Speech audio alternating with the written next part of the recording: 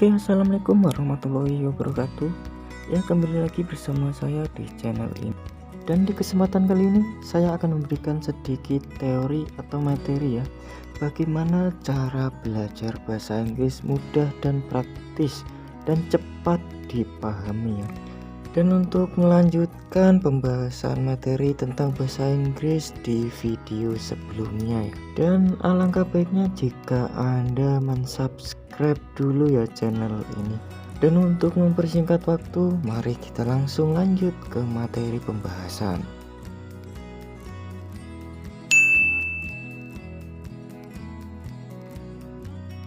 Oke teman-teman, di video sebelumnya saya sudah menjelaskan tentang the part of speech ya, atau bagian-bagian dari kalimat.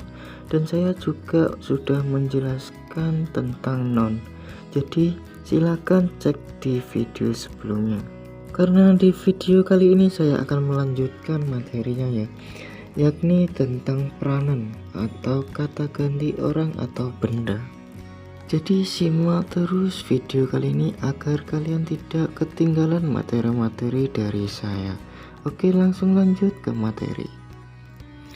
Oke, materi kita kali ini ialah pronoun, kata ganti orang atau benda. Adalah suatu kata yang bisa menggantikan kedudukan noun.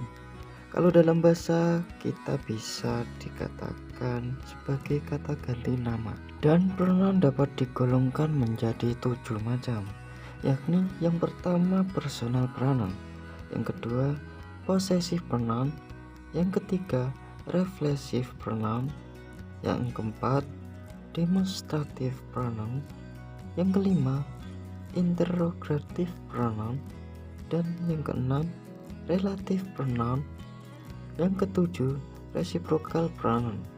Jadi ketujuh ini akan saya bahas di video ini. Kalau video ini terlalu panjang, saya akan lanjut di video selanjutnya. Oke,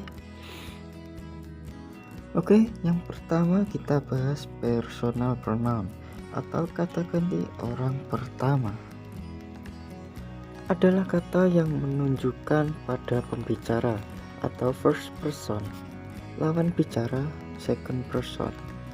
Personal pronoun terdiri dari nominatif, objektif, dan posesif. Untuk for example, I tell you about them. I di sini kedudukannya sebagai first person atau orang pertama, dan you di sini kedudukannya sebagai second person atau orang kedua, dan them ialah kedudukannya sebagai kata ganti orang ketiga. Jadi untuk contohnya seperti itu. Dan jika dibuat tabel, jadi personal pronoun itu akan seperti ini. Jadi ada personal pronoun, nominatif, objektif, dan posesif. Jadi perhatikan untuk tabel ini. Personal pronoun ada nominatif dan objektif. Biasanya orang menyebut nominatif ini dengan sebutan subjek atau subjektif. Dan untuk contohnya ada I sebagai subjek, me sebagai objek, you sebagai subjek, dan you sebagai objek, they sebagai subjek, dan us sebagai objek, dan seterusnya. Jadi kemudian ada possessive pronoun, itu ada adjektif dan pronoun. Untuk cara bacanya sama seperti personal pronoun yang nominatif dan objektif. Dan jika sampai sini Anda sudah paham, saya akan melanjutkan pronoun yang kedua, yaitu possessive pronoun. Dan sampai saat ini jika Anda masih belum paham, silahkan putar ulang sampai Anda merasa paham dan mengerti. Oke, saya lanjut. Dan kemudian yang nomor 2 ada possessive pronoun. Adalah pronoun yang menunjukkan kepemilikan atau kepunyaan. Seperti tabel sebelumnya, possessive pronoun dibagi menjadi 2, yaitu possessive pronoun adjektif dan possessive pronoun sebagai pronoun. Dan possessive pronoun sebagai adjektif atau kata sifat yang selalu diikuti kata sifat Untuk for example, this is my book. Ini adalah bukuku. My di sini kedudukannya sebagai possessive adjective dan book di sini kedudukannya sebagai noun. Untuk contoh yang kata sifat seperti his wife is very beauty. His di sini kedudukannya sebagai possessive adjective dan diikuti kata sifat yakni very beauty, dan kemudian possessive pronoun sebagai pronoun atau tidak diikuti kata benda atau bisa berdiri sendiri. Untuk for example, this book is mine. That book is yours. Ours belongs to God. This book is mine. Ini bukuku. Ini adalah bukuku. Jadi bisa berdiri sendiri tanpa diikuti dengan kata benda. Dan kemudian lanjut ke pronoun yang ketiga, yaitu reflexive pronoun. Adalah kata yang berarti pronoun itu sendiri.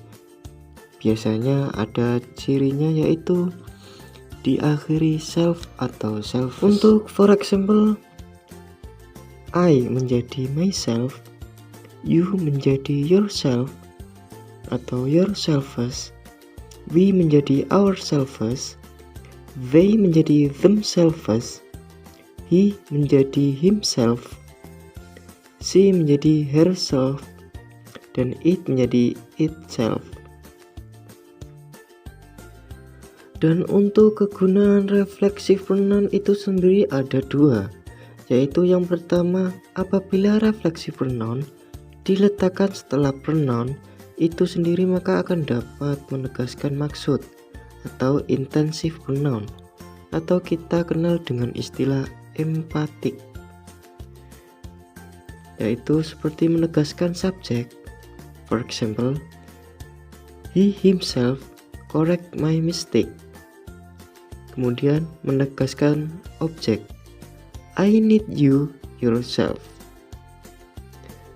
Kemudian untuk kegunaan yang kedua ialah reflexive pronoun yang diawali dengan by, berarti alone sendiri. Untuk for example, I go to Jakarta by myself. Saya pergi ke Jakarta sendiri. Jadi by di sini berartikan sendiri, jadi menegaskan kalau lagi sendiri. Oke, untuk pronoun selanjutnya ialah demonstrative pronoun. Demonstrative pronoun ialah kata ganti penunjuk. Demonstrative pronoun dibagi menjadi dua, yaitu near dan far. Near yang berartikan dekat dan far yang berartikan jauh. Near menggunakan this dan far menggunakan that. Dan dibagi lagi menjadi dua, yaitu singular dan plural. Untuk singular, jika menunjuk barang dekat itu menggunakan this, jika untuk menunjuk barang jauh itu menggunakan that.